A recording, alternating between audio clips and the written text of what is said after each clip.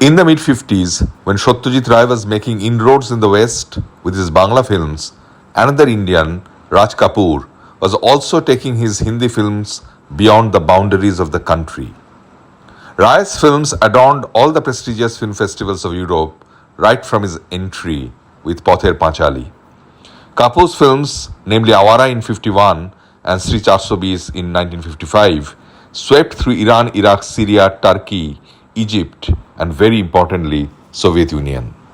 His raging success in all the three profiles of actor, director, and producer, however, was achieved with Awara.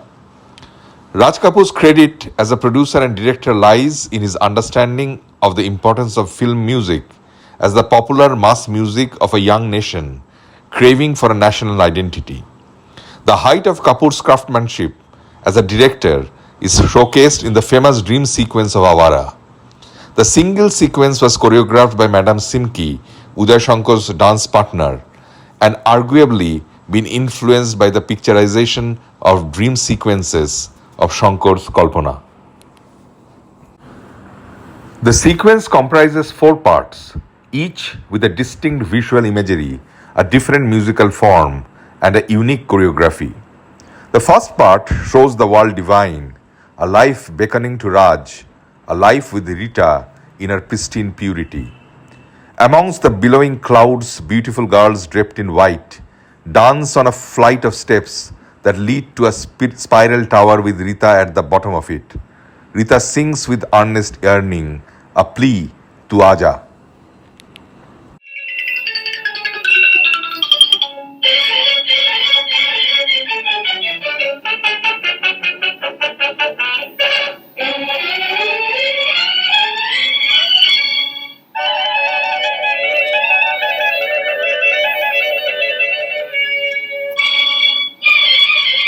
The second part immediately comes as a sharp contrast, plunging us into the crevices of Raj's conception of hell.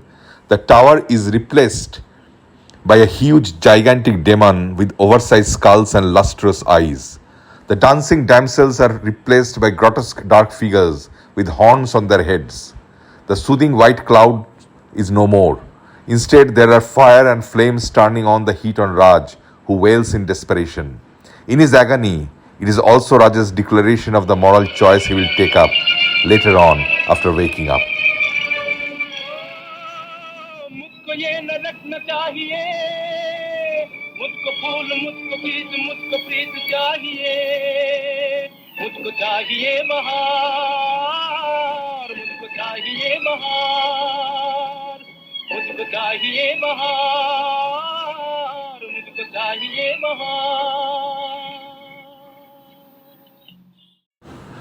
Soon, in the third part of the dream, Raj is transported back to a life with Rita. The billowing clouds are back, so is the spiral tower. A huge Trimurti, the Hindu symbol of the three gods, Shiva, Brahma, and Vishnu, is visible and sanctity is restored. Chants of Om Namah Shivaya is heard. A statue of Nataraja, the dancing form of Lord Shiva, is seen, and Rita, along with the dancing girls, are seen happily dancing in front of the statue. But unlike Nataraja's dance of destruction, theirs is one of harmony, acceptance, and peace as Rita leads Raj up the tower singing Ghar Aaya Mera Pardesi. As the two seem to fade into the impenetrable chastity of a moral white, the fourth and ultimate part of dream brings a gigantic figure of Jaggu, the criminal, who threatens Raj with dire consequences if he ever thinks of moving on to a different life.